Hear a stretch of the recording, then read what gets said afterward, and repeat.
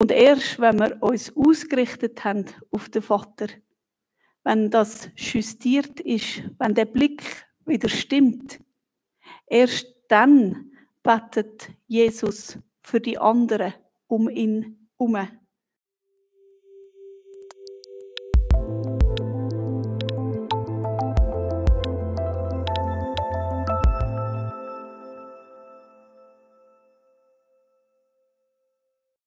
Du darfst gerne den Bibeltext wieder vornehmen. Wir möchten miteinander ein paar Gedanken teilen. Wenn ihr das leset und wenn ihr euch vorstellt, ihr müsstet da eine Predigt darüber machen, die nicht allzu lang gehen sollte, was würdet ihr euch auswählen? Es gäbe so viel zu sagen über den Text.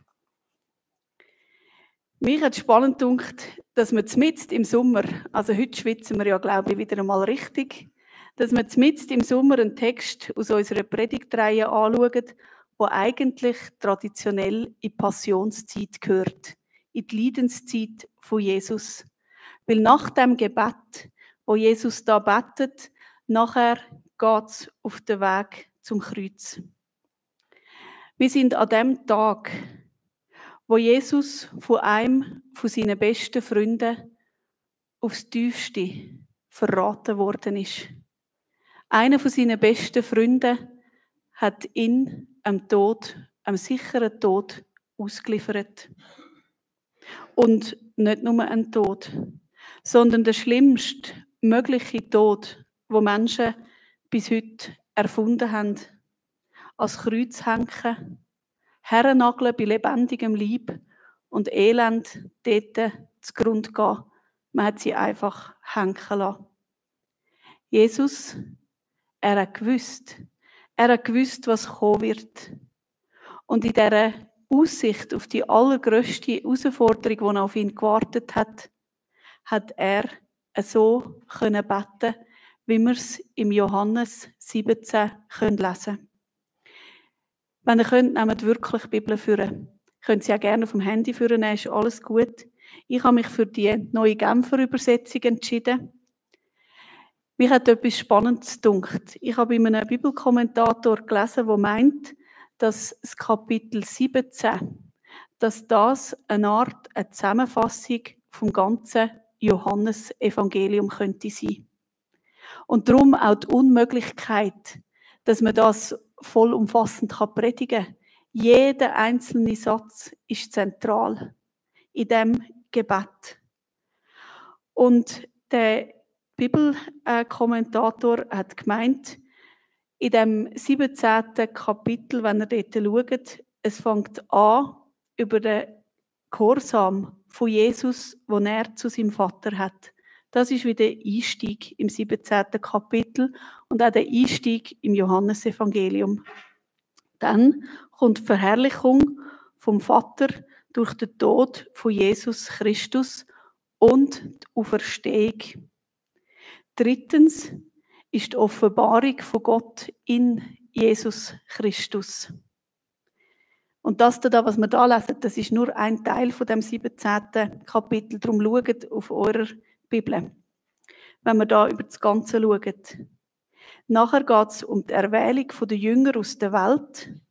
Und die Jünger, die erwählt worden sind, die Menschen, die Jesus gefunden haben, das ist nicht Selbstzweck. Niemals. Das hat immer ist der Zuspruch, wo Gott uns persönlich durch Jesus gibt, dass wir ein Kind von ihm dürfen sein, ist immer auch ein Auftrag an jedes von uns, nämlich als Jünger in dieser Welt zu leben und in die Welt rauszugehen. Es ist ein Auftrag gegenüber der Welt. Eine Welt, wo Jesus nicht kennt, eine Welt, wo ohne Jesus verloren ist. Das ist unser Auftrag als Jünger. Und dann, in diesem Teil, glaube ich, sind wir jetzt, ist die Einheit, die man da spürt, die Einheit vom Vater und vom Sohn, die sich widerspiegelt. Und am Schluss ist der Auftrag der Gläubigen, in der Gegenwart vom Vater und vom Sohn zu sein, auch in schwierigen Umständen. Was mich so tief berührt hat, ist nicht eine wahnsinnige theologische Erkenntnis, sondern es ist etwas, wo mir ganz neu bewusst worden ist. Das Kapitel 17, wo wir jetzt dran sind, zeigt, dass Jesus betet hat, dass er zuerst anfängt mit dem Gebet für sich selber. Er richtet seine Beziehung neu aus auf Gott.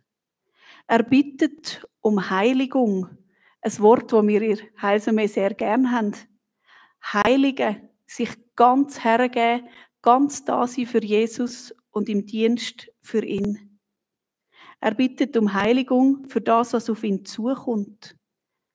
Auf das, was er gewusst hat, was wir manchmal nicht wissen. Was wissen wir, was heute Abend ist? Das Leben kann so schnell, so anders sein. Ein Herzinfarkt, ein Töpfunfall, eine Diagnose oder irgendetwas, eine Trennung und die Welt sieht nicht mehr so aus, wie sie jetzt gerade ausgesehen hat. Was hebt dann? Was ist da meine erste Priorität? Ich glaube, da können wir von dem Gebet von Jesus lernen. Uns, egal wie die Umstände sind, erste Adresse, der Vater im Himmel.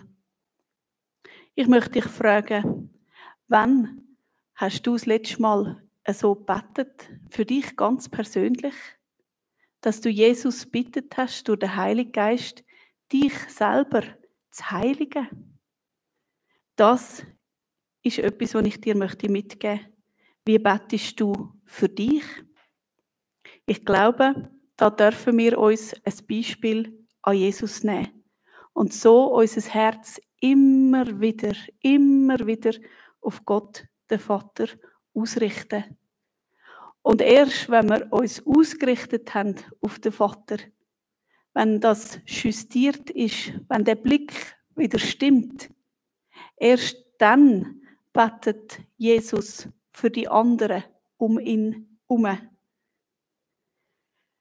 Jesus bittet für die Gläubigen, für alle Gläubigen, die die Gemeinde bildet. Und da ist mir so wichtig geworden, ich möchte euch Danke sagen. Jedem Einzelnen von euch, der manchmal auf unsere Aufrufe wirklich einsteht im Gebet. Wir rufen viel auf. Betet für den, betet für diese, betet für diese Situation. Und wir dürfen auch immer wieder erleben, dass Gott wirklich Wunder tut und Gebet erhört. Ihr fragt euch vielleicht manchmal, ja, erhört Gott wirklich Gebet? Gibt es noch Wunder heute? Ich möchte euch einfach etwas Kleines erzählen. Ich habe am Freitag so ein Wunder erleben. Es war jemand bei mir, wo ich schon lange, vor ein paar Jahren, gewusst habe, dass es ihm nicht gut geht, wo man ganz konkret für seine Leber gebeten hat, für seine Gesundheit. Er hat ein grosses Alkohol- und Drogenproblem gehabt.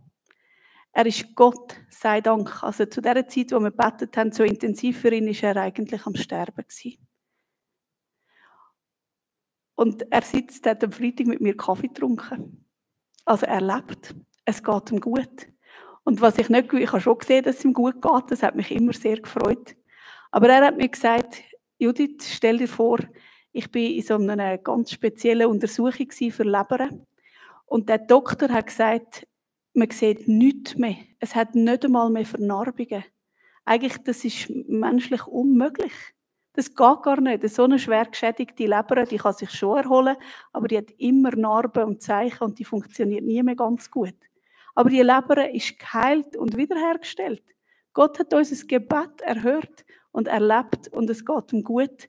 Und ich glaube, er braucht unsere Gebete, dass er wirklich auf dem Weg bleibt. Er hat auch Fragen zu Jesus gehabt, was mich extrem gefreut hat, weil eine geheilte Leber, das ist schön, aber das bedeutet nicht die Ewigkeit mit Jesus. Und darum freut es mich ganz fest, euch das heute zu sagen, das Gebet. Wir dürfen in dieser Kraft, in diesem Namen beten und Gott erhört Gebet. Nicht immer so, wie wir es gerne hätten, das wissen wir auch. Gott ist und bleibt souverän und das sehen wir auch in diesem Text hinein. Auch bei diesen Fragen, die ihr euch vielleicht gefragt habt, ja, wie ist denn das mit dem, was da verraten worden ist, der Judas? Ich möchte euch keine theologische Antwort geben heute Morgen auf das, sondern ich möchte euch ermutigen, in eurer Bibel hat es immer Referenzstellen, wo man da nachschlagen kann. Das wird im Alten Testament erwähnt, in den Psalmen. Und ich persönlich denke wirklich, er hat sich entschieden, mehr aufs Geld, mehr auf den Ruhm und die Ehre von Menschen zu setzen, weder auf deine Beziehung zu Jesus. Fragen über Fragen, wo wir nicht immer Klarheit haben und wo Gott auch unser Gebet nicht immer so erhört, wie wir es gerne hätten. Aber er ist und bleibt souverän. Und so möchte ich uns bitten als Gemeinde, lasst uns miteinander. Es ist eine Kraft und ein Geheimnis in dem, dass wir miteinander beten. Das Gebet für den Mann, das habe ich nicht alleine gebetet. Das sind ganz viele Menschen, die miteinander für ihn gebetet haben. Lasst uns miteinander Gott suchen. Zuerst mein Herz zu Gott und dann das gefüllte Herz für die Welt. Beten für unsere Brüder und Schwestern im Herrn, aber auch für alle Menschen sonst. Ich möchte euch heute etwas Zweites ganz fest neu ins Bewusstsein rufen. Jesus hat nicht nur für sich gebetet, sondern er hat für dich gebetet. Er betet jetzt für dich.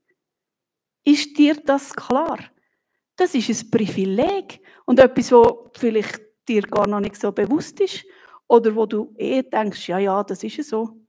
Aber das ist ein Privileg. Jetzt, wo wir da zusammen versammelt sind, sitzt Jesus zur Rechten vom Vater und er steht ein für uns, für dich, für mich. Wenn du Jesus annimmst, wenn du glaubst und bekennst, dass Jesus Christus am Kreuz für deine Sünden gestorben ist, dann darfst du wissen, dass Jesus für dich betet. Er betet für dich, er steht ein für dich. Allein diese Tatsache erfüllt mein Herz mit allergrößtem Dank und tröstet mich in Situationen, wo ich manchmal denke, ja, die anderen sind wahrscheinlich nicht besser als ich. Kennt ihr die Gedanken? Manchmal sagt man doch, ja, ich bete für dich und nachher denkt man, vielleicht 2 Wochen später, ja, das habe ich eigentlich wollen. Man hat es nicht gemacht. So sind wir Menschen. Aber Jesus ist nicht so. Er betet, er steht ein für dich und für mich. Und das tröstet mich so fest. Mein Herz ist voller Dank meinem Jesus gegenüber. Als Kind Gottes darfst du wissen, dass du immer einen himmlischen Fürbitter an deiner Seite hast. Und was mich als drittes so berührt hat, was ich heute Morgen mit euch möchte teilen, ist genau die Fürbitte, wo Jesus für seine Gläubigen da zeigt. Wir hören da Originalton. So hat Jesus betet. Das liest man eigentlich nie sonst in der Bibel, ausser im Unser Vater, wo er aber sagt, wie das wir sollen beten. Jesus bittet. Leset den Vers 15. Ich bitte dich nicht, sie aus der Welt herauszunehmen, aber ich bitte dich, sie vor dem Bösen zu bewahren.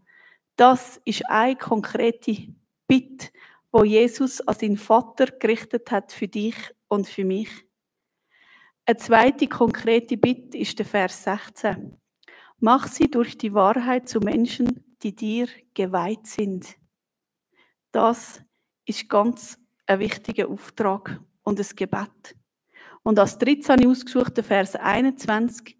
Ich bete darum, dass sie alle eins sind. Sie in uns, so wie du, Vater, in mir bist und ich in dir. Dann wird die Welt glauben, dass du mich gesandt hast. Der Vers 21. Ganz eine zentrale Aussage. Die 3 Bitten spricht Jesus vor seinem Vater aus, solange er noch auf Erde war. Und du und ich, wir spüren es mit allem, was wir haben. Der Rücken tut weh, wir haben Fragen, wo wir keine Antworten haben. Wir sehen Kriege, wir sehen Zerstörung, wir sehen Krankheit, wir sehen Verletzungen, auch im Leib Christi. All das ist Welt. Das ist so. In dieser Welt leben du und ich. Wir sind da auf Erde gefangen, manchmal auch. Mit diesen Gesetzen, die auf Erde sind, als Konsequenz von einer gefallenen Schöpfung. Aber Jesus spricht dir und mir zu, dass wir in dieser Welt dürfen bleiben. Es ist gut. Wir sollen nicht quasi denken, hoffentlich sind wir so schnell wie möglich fort. Sondern solange du da bist, hast du einen Auftrag. Dann möchte Gott dich da haben. Dann bittet Jesus für dich, dass du in dieser gefallenen Schöpfung, solange als du lebst, dass du aber Bitte von Jesus darfst kennen um Bewahrung vor dem Bösen. Wir brauchen das. Immer und immer und immer wieder. Eben, es ist das Gebet, wo Jesus uns gelehrt hat. Führe uns nicht in Versuchung, sondern erlöse uns von dem Bösen. Ein Gebet, wo wir nicht genug beten können, immer und immer wieder. Nicht ableiern, aber mit dem Herz Gott herheben. Für mich bedeutet das, wir können uns nicht selber schützen. Wir können noch so gut leben. Wir können es noch so richtig machen. Wir können noch so nett und freundlich sein. Es nützt nichts. Wir können uns nicht selber beschützen vor dem Bösen. Der Find ist stärker. Mein Name als Judith, dein Name ist nicht stark genug, einem Find gegenüberzuheben. Vielleicht kennt ihr das, so Angriff. Und ich kann euch sagen, am Freitagabend, nach all dem Wunderbaren, was wir erlebt haben im Kipla, da habe ich also den Angriff vom Bösen gemerkt. Ich bin fast verzweifelt. Und ich habe gemerkt, ich kann nur noch eins, ich kann nur beten. Ich kann euch nicht zu viel sagen, aus Schutz vor der Persönlichkeit von den Leuten, die da involviert sind, von unseren Kindern. Aber ich sage euch wirklich, es hat so gekämpft, ich war so verzweifelt gewesen. Und ich wusste, ich kann dem meinen Namen nicht gegenüberheben. Das nützt nichts, Judith. Es nützt auch nichts, wenn ich jetzt Kriegel anrufe. Nützt auch nichts. Ich habe ihm dann geschrieben, er soll beten. Und ich habe anderen geschrieben, sie sollen beten. Und sie haben betet im Namen Jesus. Das ist das, was Kraft hat. Und darum dürfen wir das wirklich wissen. Im 1. Mose 3,15, ganz zuvorderst in der Bibel. Dort heisst es, dass eben dieser Schlange der Kopf zertreten ist. Das ist Jesus. Aber sie sticht ihm in die Ferse. Das ist der Tod am Kreuz. Und jetzt ist es so, wir haben eine Missionarin in der Ausbildung, die hat uns, das war ihr Lieblingsvers gewesen. Und sie hat gesagt, glaubt mir, in Afrika gibt es grosse, gefährliche Schlangen. Und wenn man der den Grind abschlägt, die schwänzelt noch ganz lang. Die hat so lange Nerven, oder? Das ist wie bei uns die Hühner. Und sie hat gesagt, das ist das. Der Sieg ist vollbracht, aber sie schlängelt noch. Und also das kann sehr kraftvoll sein. Darum der Find, er ist noch nicht ganz tot. Und ich bin so dankbar, dass wir aus dieser Zusage und aus dem Sieg heraus leben. Und ich möchte dich fragen, wie sieht das in deinem Alltag aus? Wo rufst du den Namen Jesus an? Oder wo hast du das Gefühl, du müsstest selber? So oft kämpfe ich und dann irgendwann merke ich, ach Judith, das wäre es doch gewesen. Bring's Jesus. Und darum glaube ich auch, dürfen wir wirklich wissen, dass das etwas ist, was wir immer und immer wieder hören müssen. Mir ist der Anfang aus dem Galaterbrief so in die Augen gesprungen, wo der Paulus schreibt. Der Paulus schreibt an die Christen in Galatien und auch an uns. Paulus, Apostel, berufen nicht von Menschen oder durch menschliche Vermittlung, sondern unmittelbar von Jesus Christus und von Gott, unserem Vater, den Jesus von den Toten auferweckt hat, an die Gemeinden in Galatien. Ich schreibe euch im Namen aller Geschwister, die bei mir sind, und wünsche euch Gnade und Frieden vom Herrn, der sich selbst als Opfer für unsere Sünden hingegeben hat. Er hat sein Leben hingegeben, um uns von allem Bösen zu befreien, das die jetzige Welt beherrscht, und hat damit den Willen Gottes, unseres Vaters, erfüllt, dem für immer und ewig die Ehre gebührt. Amen. Amen. Und Jesus bittet weiter, dass Gott uns durch seine Wahrheit zu Menschen macht, wo Gott geweiht sind. Auch da nichts Neues. Aber mir ist neu aufgegangen, dass das wieder etwas ist, wo wir nicht selber können. Das können wir nicht selber. Wir können uns nicht selber heiligen. Gott einfach nicht in dem Sinn heil machen. Und Weihe, das ist ein Akt her zum Kreuz. Der Schritt, das ist meine Verantwortung. Aber der himmlische Segen, den darf ich überkommen. Das ist ein Geschenk. Den muss ich empfangen. Ich muss offene Hände haben. Und das ist das Einzige, was ich tun muss. Gott hat immer zuerst den Zuspruch, bevor er den Anspruch hat, dass ich gesegnet nachher wieder raus in die Welt, ins Leben kann. Gott selber muss uns durch seine Wahrheit so klar machen, dass durch seinen Heiligen Geist die Wahrheit so klar machen, dass wir sie verstehen können und zu Menschen werden, wo Gott ganz geweiht sind. Geweiht sein bedeutet ausgesondert sein, nur für den Dienst. Das bedeutet, dass wir immer und immer und immer wieder, das ist eben die Heiligung, die Jüngerschaft, immer wieder Jesus an die erste Stelle setzen. Auch wenn es dich alles kostet. Auch wenn es dich alles kostet. Unsere Beziehung zu Gott muss immer erste Priorität haben. Vor dem Ansehen vor den Menschen. Vor dem Geld. Vor Macht. Und mir ist auch ganz neu klar geworden, vor meinen Sorgen. Vor meinen Zweifeln. Vor meinen Ängsten. Vor all dem kommt Jesus. Lasst uns doch zusammen bitten, dass seine Wahrheit in uns gute Frucht bringt. Und das können wir haben durch den Heiligen Geist. Es bedeutet, dass wir eine persönliche Beziehung zu Jesus leben. Mit ihm reden, beten, so wie es Jesus da hat mit seinem Vater. Dass wir die Wahrheit lesen. Lesen Original Bibel. Lesen wirklich Bibeltext, so wie sie stehen. Bittet Jesus, dass er durch den Heiligen Geist euch die Wahrheit erklärt. Und wir brauchen einander. Danke, Christoph, für die Lieder, die du ausgelesen hast. Genau das. Warum geht es nicht als Solo-Christ? Die Gemeinde von Jesus, die ist angefochten. Wir müssen aktiv zusammenstehen. Auch das passiert nicht von selber.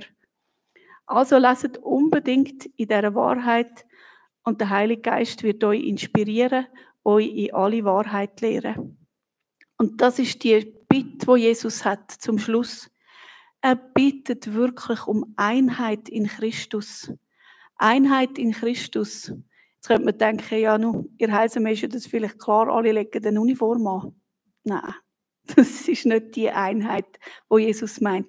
Das ist ein Zeichen, dass wir uns bewusst bekennen zu Jesus. Etwas, was ich mega cool finde und was am Morgen, wenn ich da durch die Straße laufe, zum Teil ganz gute Gespräche und Blick gibt. Ich laufe gerne mit meiner Uniform herum. Aber es geht nicht um die Einheit, dass alle uniformiert, alle gleich sind. Kein Einheitsbrei. Das meint Jesus nicht. Man ist nicht gleich geschaltet und normiert als Christ. Es bedeutet, dass Jesus Christus für uns alle im Zentrum ist. In unserer Mitte. Anerkennen wir, dass Gottes grosse Familie aus all denen besteht, die den Namen von Jesus anrufen und ihm nachfolgen. Auch wenn wir manchmal Sachen zum Teil wirklich verschieden sind. Wenn man da die grossen theologischen Fragen klären will, da liest man viel Verschiedenes. Aber lasst euch nicht von dem abbringen, sondern tünt euren Blick auf Jesus richten. Leset sein Wort und bittet den Heiligen Geist, dass er euch in alle Wahrheit leitet. Wenn Jesus das bittet, für die Einheit als Christen, dann aus gutem Grund. Manchmal hat man doch vielleicht das Bild und denkt, ja, am Anfang war noch alles gut gewesen. Aber darum, leset im Wort Gottes. Wie viel schreiben die Apostel? Ich ermahne den, ich sage deren und so weiter und so fort. Nichts Neues unter der Sonne. Seit Anbeginn der Christen ist die Einheit gefährdet und umkämpft. Warum? Weil der Find, er weiss haargenau, in dieser Einheit ist Kraft. In dieser Einheit ist Kraft und darum ist es logisch, dass die angefochten ist. Aber lasst uns entscheiden, heute am Morgen neu unser Leben ihm zu heiligen und gemeinsam im Gebet in Gottes Gegenwart zu kommen.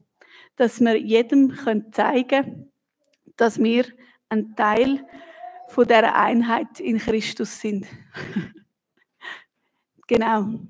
Das wäre auch ein Bild von Einheit.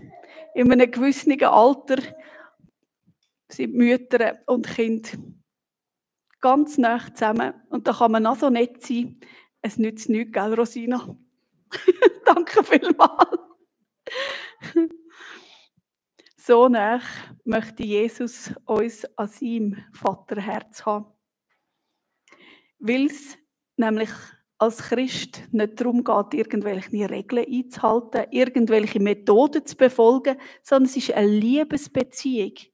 Eine Liebesbeziehung, die wir dürfen und müssen pflegen. Gott, Vater, liebt seinen Sohn. Wir lieben Jesus und weil wir Jesus lieben, lieben wir auch all die zu ihm gehören, unsere Glaubensgeschwister. Und das habe ich nicht aufgeschrieben, weil es kommt mir jetzt so bewusst in den Sinn. Bis hin zur Findesliebe. Die man eigentlich furchtbar schrecklich und komplett unmöglich findet und sich auch komplett unmöglich benehmen. Auch die uns wehtun. Findesliebe. Bis dorthin geht der Auftrag von Jesus. Das alles, das habe ich aufgeschrieben und das glaube ich auch wirklich. Das alles können wir nicht aus uns selber tun. Darum müssen wir den Vater bitten. Jesus hilft uns, dafür zu bitten. Bleiben wir aktiv, in das Gebet immer wieder einzustimmen und unser Herz, Gottes Herz suchen zu lassen. Der Heilige Geist möge uns helfen dazu. Amen.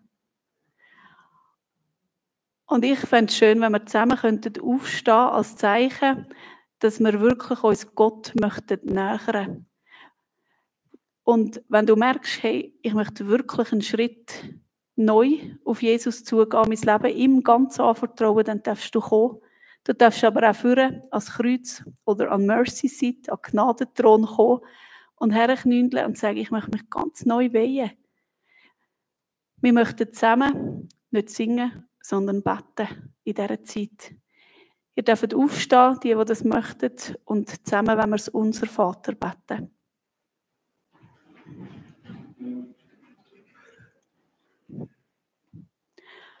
Unser Vater im Himmel, geheiligt werde dein Name, dein Reich komme, dein Wille geschehe, wie im Himmel, so auf Erden. Unser tägliches Brot gib uns heute und vergib uns unsere Schuld, wie auch wir vergeben unseren Schuldigern. Und führe uns nicht in Versuchung, sondern erlöse uns von dem Bösen. Denn dein ist das Reich und die Kraft und die Herrlichkeit in Ewigkeit. Amen. Amen. Ihr dürft gerne nochmal absitzen.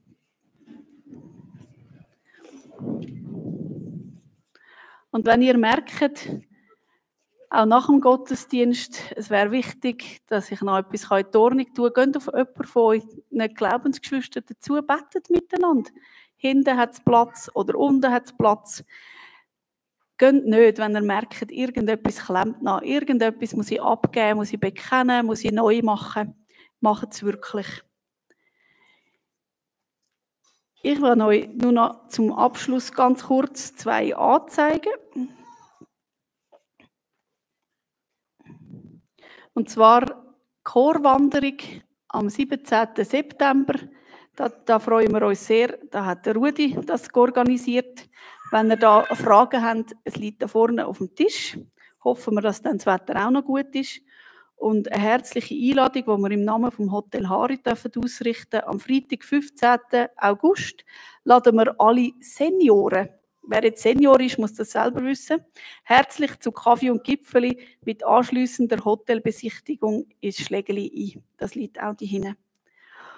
Und dann soll ich liebe Grüße ausrichten von Holland, vom Jugendkongress. Das geht denen ganz gut dort. Josiane Lichti und Jael Dulmuthi sind sozusagen die Jugendvertreterinnen an dem internationalen Jugendkongress. Und Kriegel haben es nominiert als Leiter. Darum ist er auch gegangen. Genau. Und was auch schön ist, dass heute Sandra Weffler im Gottesdienst von reformierten Kirche hilft, als Mitarbeiterin von Kipla. Das ist für mich Einheit in Christus. Das freut mich ganz fest. Wir haben wirklich, es war eine gute Woche. Wir sind sehr, sehr, sehr dankbar. Und auch für all die Gebete, die ihr gebetet habt, für Kinderlager und alles, da danken wir ganz fest. Und bevor wir jetzt dann das Ausgangsspiel hören, King's People, Gottes Volk, ich möchte euch segnen als Gottes Volk. Steht bitte dazu auf.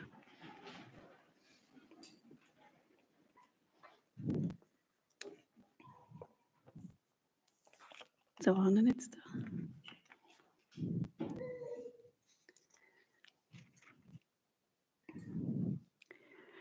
Ich spreche euch aus Johannes 17 zu.